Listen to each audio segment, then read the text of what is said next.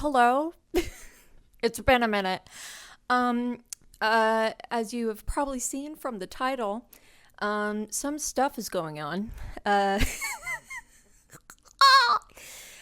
so I guess I should probably, I don't even know where to start with this.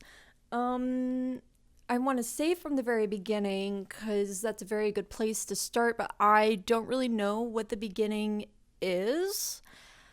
I guess. Okay, let's try to do this. Um, Also, if you're new here, hi, I'm Emma. This is my channel. Um, Welcome. Oh, I've also seen that quite a few. I've gotten quite a few followers. Within the past like 6 to 8 months. Hello. Thank you so much for joining. Even though I kind of go MIA every couple of years. Ma'am, this is not a toy. Sister. Hey! Anyways, okay. Okay. Um, so I made a previous video back in the winter of 2024-2025 saying that I was taking a gap year from my master's program.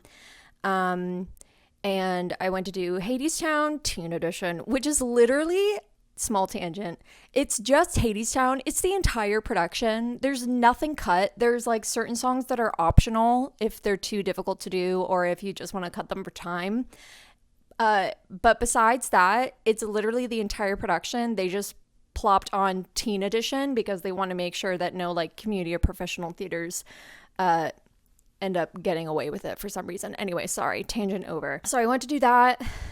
Craziest experience that I've had in quite a while, both good and it was just challenging in a myriad of ways.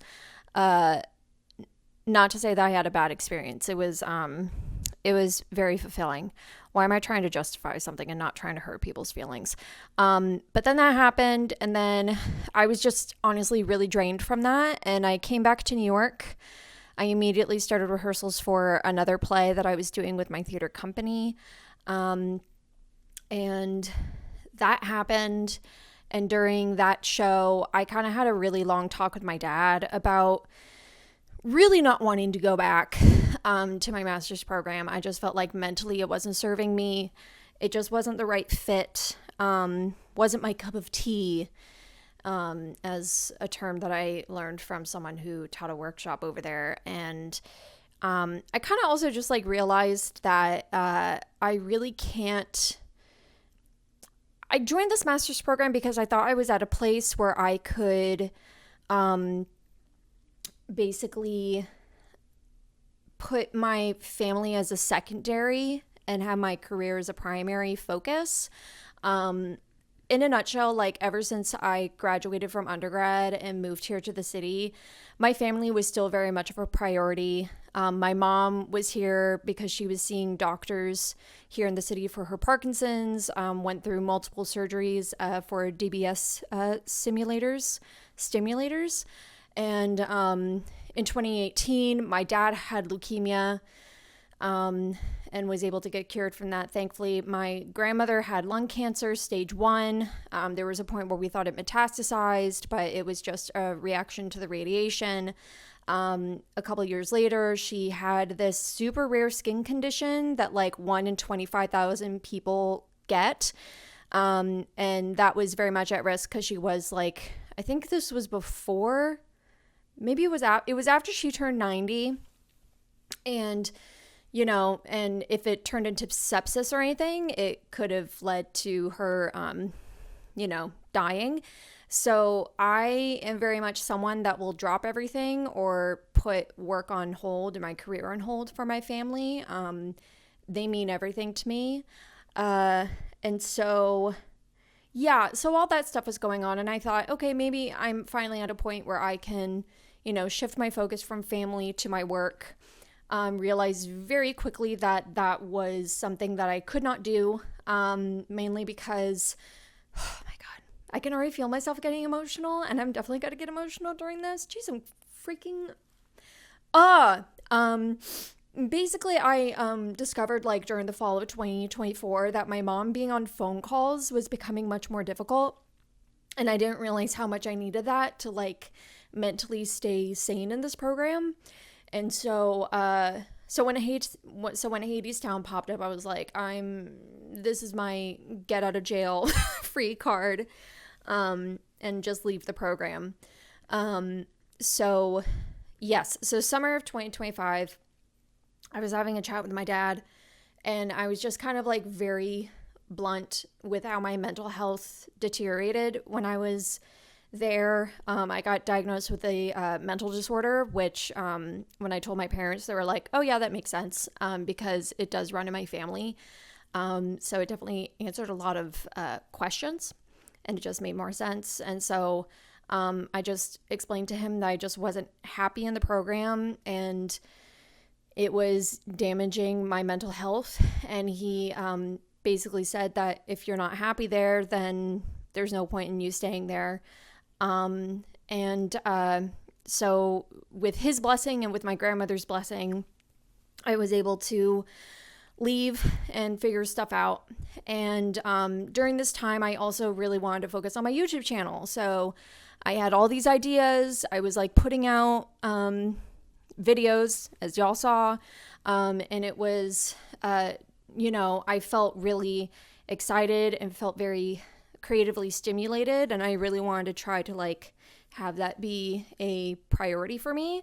But then in July of 2025, my grandmother Ayla went into the hospital. This is my mother's mother, and she was the one. Oh my God! Here we go. Ooh, fun shit. She was the one that inspired me to go into theater. She was a professional actor, along with my grandfather, I found out, and my step ex grandfather. That's just like too wonky to even explain. And so she went into the hospital, and that was really hard for me. And literally, it was like right when I was in that mindset of like go with my channel, this happened. And I was basically at the hospital nonstop for 2 weeks while she was there. And then she was moved into a nursing facility about around the block from her apartments. My uncle was there like twice a day, every day. I was having a really difficult time of like explaining to my mom of what was going on, and she was like frustrated. There was even a moment where she felt like she had to come and see her, but her health was she's just in such bad shape. She's in the final stage of Parkinson's. So like health-wise and physically for her, it was just going to be impossible. So basically the last time my mom saw her mother was back in April of 2020. So that was going on. I decided to, reapply to other master's programs, and I got into another one, which seemed like a really great fit. And then on November 9th of 2025, Ayla passed away. And that was really freaking hard for me. This is her. Isn't she so pretty?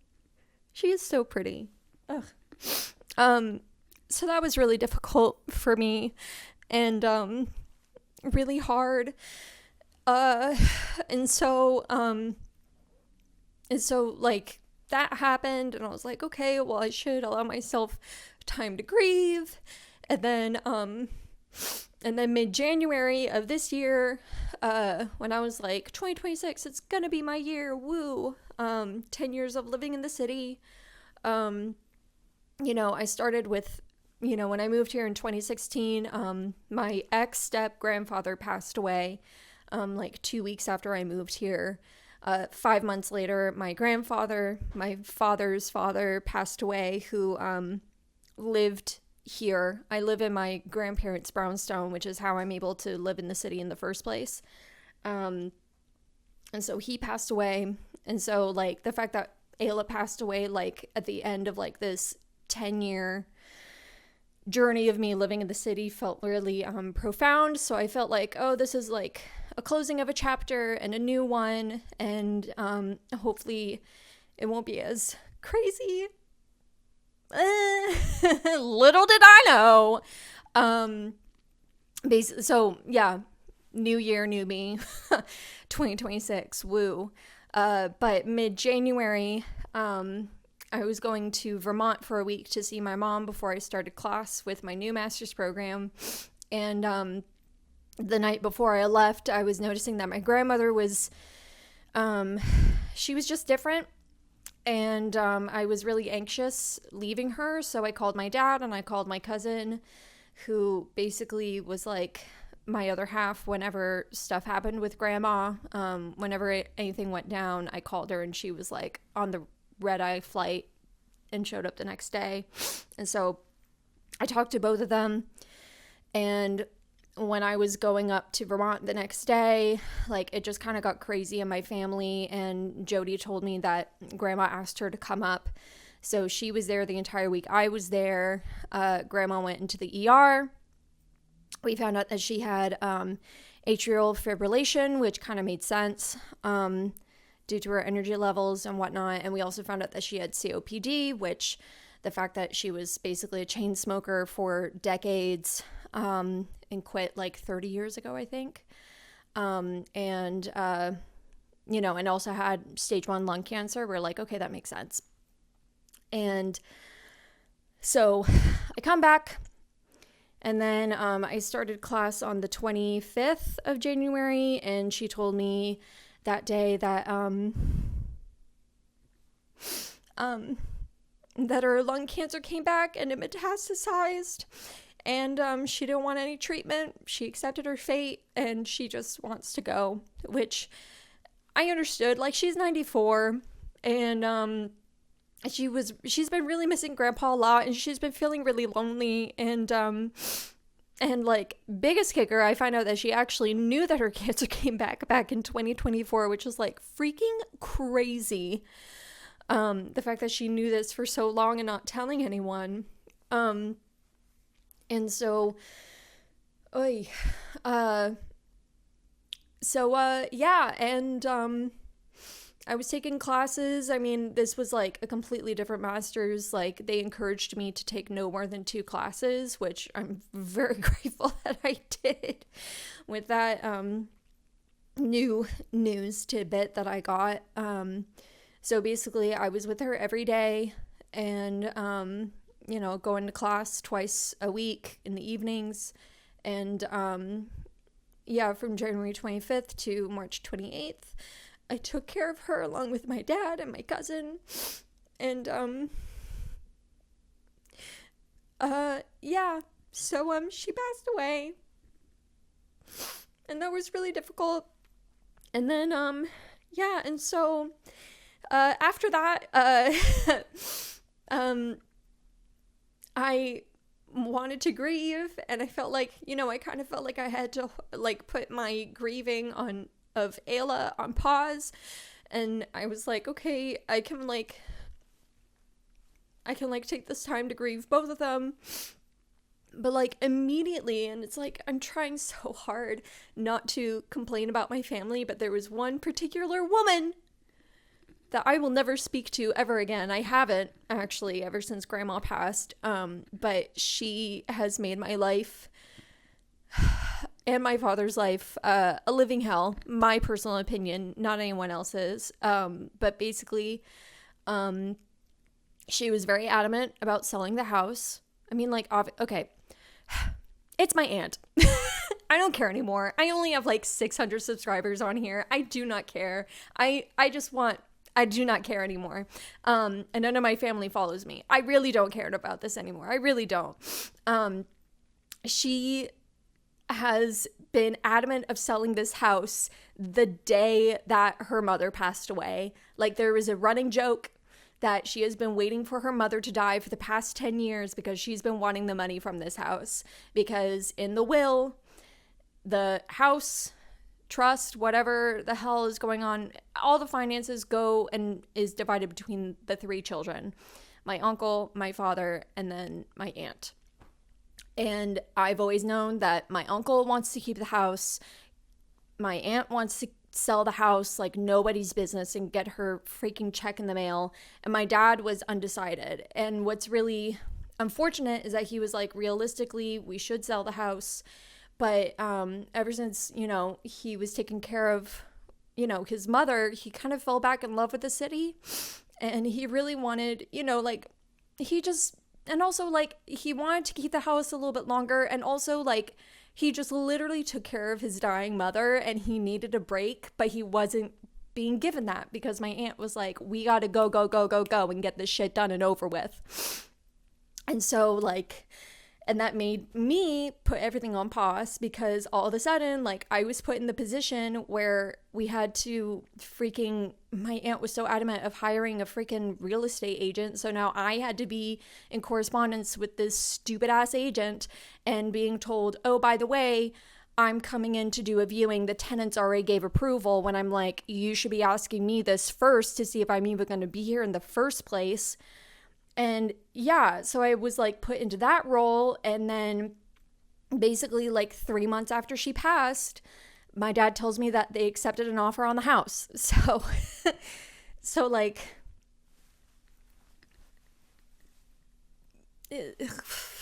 so yeah. So basically I, after living here for 10.5 years, I am moving out by the end of September. So my life is wild. So, so I've been going through it. And, I'm just kind of feeling stuck. Finding work has also been freaking impossible. And, so I'm kind of like in a weird limbo moment of even like reconsidering if I even want to stay in the city. If I want to move back to Vermont, I've weirdly kind of like similar to Dad, I've fallen back, him with the city and me with Vermont, which I never thought I would ever say in a million years. If you ask my younger self, you'd be like, no. And my mom has just been, Parkinson's dementia is like so fascinating. It is so fascinating, and I never knew that it was a thing until my mom's mind was going, and the fact of all the things that was going was her mind, because she's one of the smartest, most brilliant people I've ever known. And yeah, so I'm in this like weird fucking place, and I'm like, not only have I had to say goodbye to both of my grandmothers, and now I have to say goodbye to my home, which is like so funny because like a year ago I was like, I need to get out of here. I want to like make myself more independent and not be so dependent on my family. And now all of a sudden the universe is like, okay, here you go. And I'm like, but wait, no, no, I don't want to say goodbye yet, please. And so, it's really weird. I really hate it. Like, our family dynamic is just like completely destroyed, which I called out from day one of like, I knew this, like, and I feel like that's just so normal when, when the grandparents pass, it's, like my aunt was like, just so you know, when she goes, which by the way, tangent, she kept talking about wanting to get rid of her stuff, getting the house ready to be sold, look at obituaries so that she can figure out how to draft one when she was feet away from her dying mother. Feet away. That's who my aunt is. So, so this is where I'm at right now. I'm also directing a show. I'm having rehearsals on like the parlor floor, which is like really fun because, that was where my grandparents originally lived before my grandfather passed and my grandmother moved into the garden apartment. So I'm hoping that will be like healing for me. My cousin is going to be coming up this next weekend to help us out, to actually help clear things out, unlike my freaking aunt said that she was going to do back in April. But in reality, she was looking through financial documents because she doesn't trust my dad and treats him like an idiot farmer. And you can see that I have very And I want to say her name because it's so ironic. She speaks to the manager a lot. That's all I'll say. Yeah, I guess this is all a very long-winded way of me saying I am in a really weird place and I'm kind of feeling stuck. I'm trying to be creatively fulfilled with this show that I'm doing right now, but it's kind of hard to stay focused on it. And it's just like making me realize I have really bad imposter syndrome. It's kind of crazy. Yeah, I feel like I'm going on a tangent and I don't know how to end this. I guess on a positive note, I am in the process of being considered for a pretty big job opportunity. I'm really hoping it works out. The next round of the interview process, ironically enough, is happening on my birthday, which I'm just like, why did I offer that date as an option? But it's fine. It's fine. I'll take it as a good sign. I'll take it as a fun little trip to do on my 33rd birthday. I can't believe I'm turning 33. But I guess this is all a very long-winded way of me saying I really do want to come back to this. I really do. It's just been a shitty time right now, and just like the thought of me wanting to like talk about theater right now is just really hard for me.